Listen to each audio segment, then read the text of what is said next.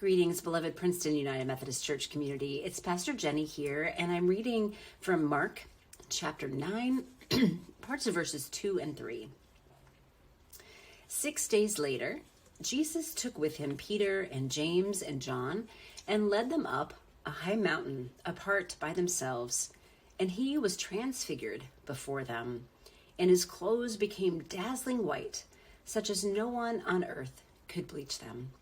This is the word of life. Thanks be to God. This Sunday is Transfiguration Sunday, and that passage is part of the Transfiguration story in Mark. It's also the end of, this is the last Sunday before Lent begins. So it's the last Sunday in our season after Epiphany, and so we're also wrapping up our Rooted Worship series this week as well. And our last of the practices as we're rooting ourselves again deeply in the presence and the practice and the invitations of Jesus in a world that, is changing so rapidly, is community. This is our last practice. And, one of the things that is often the case when we are followers of Jesus, I mentioned this a couple of weeks ago, is that we are often living in a future that hasn't fully been realized yet. We live we seek to live as if the kingdom of God has already come in its fullness. We seek to live as resurrection people, even as we have yet to be fully resurrected. We live as if we are in the beloved community of that kingdom of God, even as we know that community is hard and community is challenging, that we don't always feel as if that is our reality. It's one of the invitations, it's one of the blessings, it's one of the challenges of living this life of following Jesus, is that time and space kind of do different things in Jesus' hands, in God's hands. And so there's always this invitation to live beyond where we already are. And so as we think about this with community, I wonder if, we're also going to go backwards a little bit, I wonder if you have experienced moments or glimpses of community at its best, at a time when you have, and it may have just been for a very short bit of time, but maybe it's been a longer experience where you have had an opportunity to connect with other people in ways that helped you feel fully yourself, fully alive, fully connected, like you belong and are, and we're just connected. You were in union with others, with God, with yourself, maybe even with creation. I wonder if you have had those glimpses of that. It's possible that you haven't, because I think many people today are struggling to find this, to even remember what that looks like, to have hope that it can come. This is one of those things that I think is so elusive for many of us, but a really deep, deep hunger and longing. And so as we think about this more, again, moving into that future that hasn't yet fully happened, as we think back to those times when we might have had it, or we sit and listen to the longings that we have around this right now, and as we look around at our reality, I wonder what some of those things that we might imagine, like even if they feel really difficult right now, like what would it mean for me to be deeply connected to these people? Maybe some faces are coming to mind or names are coming to mind. How might that happen? Well, before we get to some of the hows, we're not going to talk about that in this video, but I just invite you to listen to the longings, listen to the invitations, listen to the stirrings of your own heart and soul of what beloved community looks like to you. Are there little seeds that are already planted right now in your world, in our church, it doesn't have to just be our church, but I hope that is included. What are the little seeds? What are the longings? What are the whispers of it? What are the possibilities that you see? And and it's also perfectly good and fine and important to name some of the barriers that you see, some of the things that make it hard. And I invite us just to lift all of this up to God.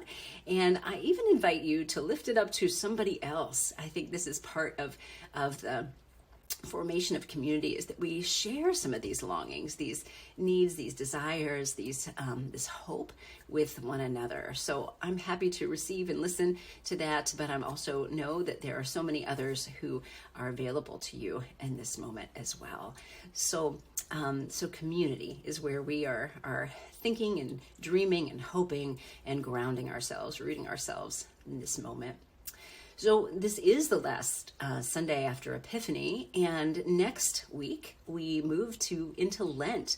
So Wednesday is Ash Wednesday. It's also Valentine's Day, of course. So February 14th, and a couple things are happening that day. One is that our church, the Sanford Davis Room and the sanctuary will all be open throughout the day from about 9 to 5, and that we have our portable labyrinth will be out during that day. You can just drop in, walk the labyrinth if you want. There's also some finger labyrinths that'll be out, some just music, some prayerful, meditative music will be playing. It's just a space where you can come and stop by for a few minutes. Maybe you want to bring a friend or tell others who might want to stop by as well. We will also have some do-it-yourself ashes that are there for those who might not be able to come to the Ash Wednesday service that is that evening at 7:30. So at 7:30 on the 14th, Wednesday the 14th, we will have our worship service at Kingston UMC. So the open prayer time is at Princeton, but the service itself will be 7:30 at Kingston UMC. And we'll be joining the folks there, and there will be an opportunity for the imposition of ashes that evening as well. So one of the other things our theme during Lent, we're actually talking about learning to die. We're talking about death and dying, and we're talking about this from a physiological standpoint, as well as spiritual, and how they mingle together quite a lot in our faith and spiritual journey. So we're going to be talking about that. We are inviting you we have a Lenten devotional that we have put together. It's coming to you in some different ways this year. Largely, there are a few reasons for that. One is that it kind of takes us out of the printing business. We have been printing Lenten devotionals the past several years, and it's a pretty heavy burden on our budget and on our and we've also been mailing them out. So on our budget, on our office equipment, and even on our staff. So we have an opportunity. We did this through Amazon this year. So you can get our Lenten devotional book through Amazon. There's some links below. You can get it through Kindle. You can get it for free if you're a Kindle Unlimited subscriber. You can get it for just $1.99. If not, you can also get it in paperback. We're going to have some copies of that. We don't have them quite yet. You can order one yourself to get it faster, but if you want to wait a little bit, we're going to have it. So you can, and there will be an opportunity for you to purchase that. But then some of those, about half the money will go to missions around care at the end of life. Locally. So you can see the details of all that in this email below. But we also have the devotional for free. So if you are not a Kindle person, you don't want to pay for the paperback or wait for the paperback, we have a PDF of it that you're welcome to get right now. And if you do want part of that printed, we can do some of that. You just need to contact the office and talk with Tyler about what part of it you need printed and how that might work. All right. So several people were part of making this, and I commend it to you. I hope it's a helpful thing for your Lenten journey. There are daily meditations and practices there for you. You're also invited to read a book called Our Greatest Gift by Henry Nouwen.